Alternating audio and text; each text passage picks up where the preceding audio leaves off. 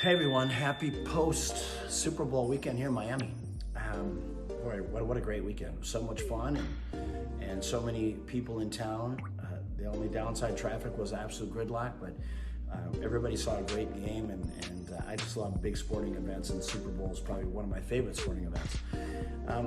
I want to shift gears for a minute and just talk about God, how God has played a role in my life. And the only reason I bring this up, for anyone who cares, I've had a lot of people that have approached me through these morning posts that I make on Instagram that are my daily devotionals, and I really get it from an app that I have, and it sets my head right for the day. What I do is I read it. If you're following that, it's on my Insta stories. I talk about it each day. There's a very, very short read, and I always feel like it gets me pointed in the right direction for the day. Our day, as I said, I'm almost done with the New Testament, and then I'll flip over to read the Old Testament. My goal is to read the Bible this year, and I think I should be able to accomplish that fairly easily. At any rate, when you talk about God, for me, I just want to put things in perspective. I'm not the kind of guy that you're going to see standing on a milk carton with a blowhorn in one hand and a Bible in the other, yelling and screaming. That's not me, okay? I'm much more passive than that. I don't think I'm qualified to preach or that capacity. So for me, it's really about how do I want to live my life, and how does God play a part of my life. And for me, my life is so multi-dimensional with my business, with my family, with my friends, with my mentoring. God plays a part in all of that. So, and my mental health too, obviously. So anyway, as I think about the Bible, I think about how did I get into it? Well, early on, my parents made me go to Bible school in the summers when I was a little boy. And so for the first couple of months every summer, we'd go to Bible school for the mornings. And it really wasn't so much, I don't believe that they wanted me to learn about God, although I believe that my parents do believe in God. I think it was more just to get my twin brother and I out of their hair. I don't know that I would be any different if I had a set of wild twin boys that were just full of piss and vinegar every day. So I don't fault my mom for that, about the Bible. And then it wasn't till, and my father, he would, during holidays, he wouldn't make us go to church, but during Christmas dinner or Easter brunch, my father would say grace. So it was a little bit profound, if you will, that suddenly out of the blue, my dad would say grace, but never mandating that we go to church or anything like that. So I had an appreciation for it, as I sit back and reflect about it, but it was a little bit unconventional, but that's okay. You know what? If that's what my dad felt compelled to do, then God bless him, right? It was the right man thing to do and the head of the household thing to do. So I'm thankful that he did it. I almost wish that they would have been a little bit more forceful on mandating that we go to church, but you know what? At the end of the day, that's on me. That's not on them. That was my decision, and knowing me at that time, I probably wasn't ready for it, and I probably would have kicked and screamed the whole way. So, anyway, as I think about it, I was drawn closer to God though after I was married and having children, and having children is just a chapter in your life that I hope everybody gets a chance to experience. But it is so profound. It's so beautiful and so profound that it's like having your own eyes staring back at you. And so that's when I really started to dig into the Bible a little bit, meaning going to church on Sundays. And believe me, just by going to church on Sundays, it doesn't make you a Christian. But keep in mind, growing up my entire life and barely going to church at all, for me to go every Sunday, that was a big step. It was a big step. I probably got closer to God though, if I'm gonna be honest with myself. I probably got closer to God after I went through my divorce, and I was probably in the lowest point of my life. In fact, no question, I was at the lowest point of my life. I felt like a complete failure, and that I just, I felt like at one point I felt like I completely quit on my family. So I was, no one's harder on yourself than yourself. And so for me, I own that piece of it, and I turned to God, and that was really the first really meaningful relationship that I had.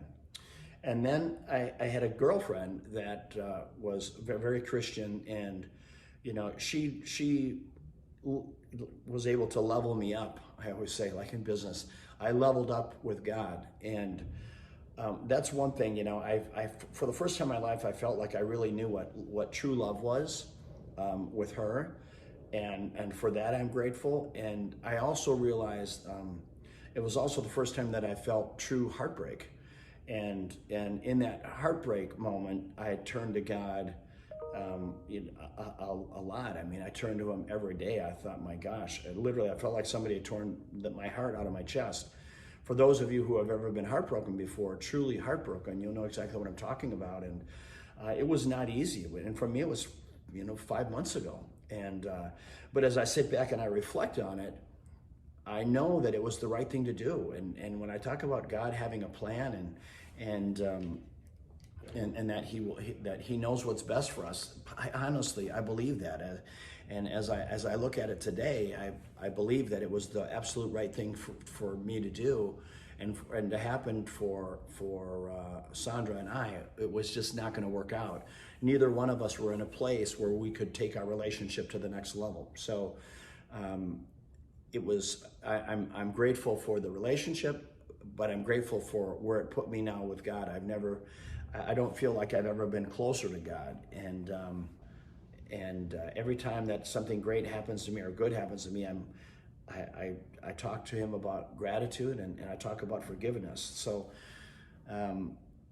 when I think about that, I think about, so where do I go from here? And I know that I'm going to spend the rest of my life committed to helping others in whatever capacity that comes my way. And as I share my stories with you, I truly mean that when I say that I take no credit. I shared a story with you guys a couple of weeks ago about this Uber driver, right? And how my friends and I were there to console her. But, God just puts me in these amazing places.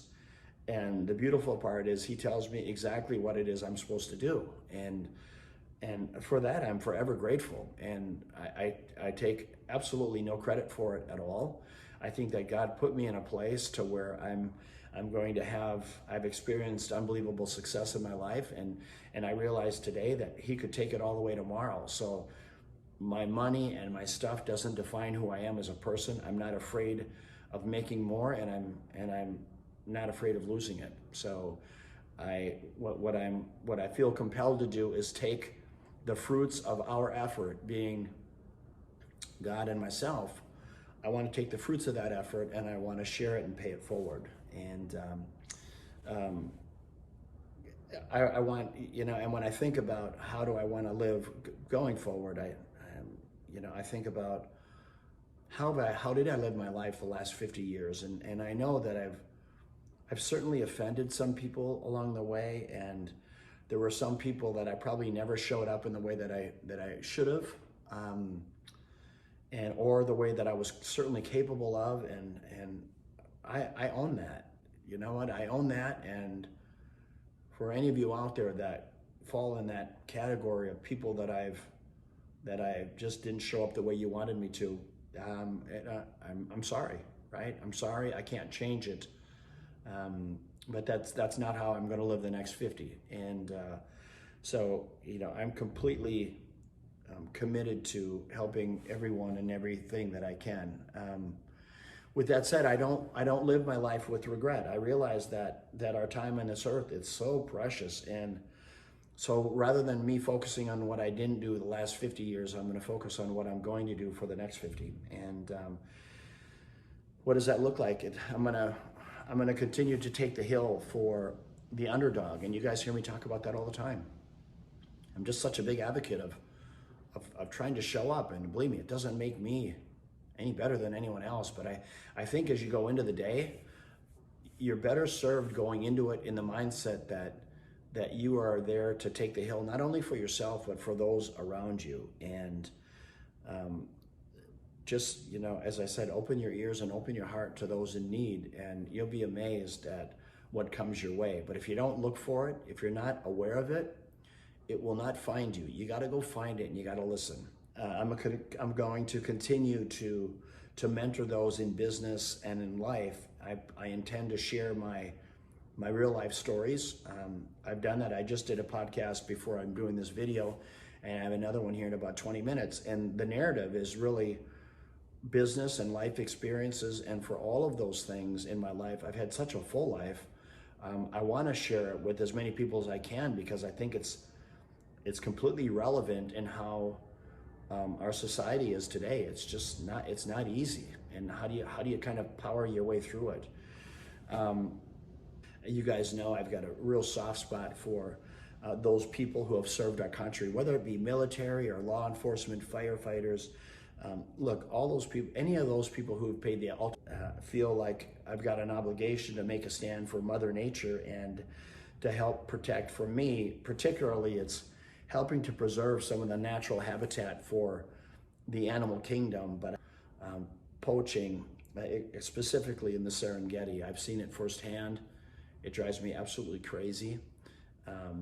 I don't blame the people of the Serengeti, the Maasai. I don't blame them. It's so much bigger than just these little native villages. It's so much bigger than that. And so I know that what I can do there can make a difference. So that's another place that I am committed. I get so surprised when, I see how some people are just so blind to Mother Nature and the obliteration of our national parks and forests and freshwater preservation. Just it was things that we just take for granted. That I think that just for me, everybody has their own battles that they want to fight, but for me, I think you got to fight for humanity. You got to fight for Mother Nature. You just got to show up. That I can live the next 50 years with compassion and empathy to all those who suffer, right? And the one person that I have to thank more than anyone for that is my father. And I learned compassion and empathy from my dad at an early age. And I remember I was about 8 years old walking by my dad's office, and I saw him in the office talking to a man who had a green like canvas overcoat on. And my dad had a real stern look on his face, and he was talking to the man, and I could tell that it was a very serious conversation. Anyway, when the man left, I walked into the office. I said, "Hey, Dad, who was that man?" And my dad asked me to sit down. He said, "Son, that man was shoplifting." And I said, "He was stealing from the store?" He says, "Yes." And I said, "What did he steal?" Well, he stole a bunch of meat from the meat department. Inside his jacket, he had sewn big pockets, and he was putting meat in there to feed his family. Anyway, and I said, "So, what did you do, Dad? Did you call the police?" And, I was waiting for this big grand finale, where my dad called the police or threw him out on his ass or whatever. But my dad says, "No, son, I gave him the meat," right? And that resonated with me. I mean, here today, some 45, 50 years later, that resonated with me. That was I had a front row seat to what true compassion looked like. It's a type of things that you do when no one's watching that defines who your character is. So I was very proud of my dad for what he did that day, but I was also very proud for how quietly he did it. So I think it's a great life lessons for all of us. So anyway, that's my walk with God. That's how I walk my life today. For those of you who care, I think I've talked enough about that. So right now, let's just try to get back into the business mentoring component and see what I can do there to help you guys find your way. Everyone, thanks for your time today. Thanks for your follows. If there's anything that you want me to cover, any special interest area, just as I said, instant message me or just reach out to me on Instagram. We will, I'll look at it and I'll try to build a story or a narrative around it. So everybody, take care, have a blessed day. Let's make the best of it. Take care, ciao.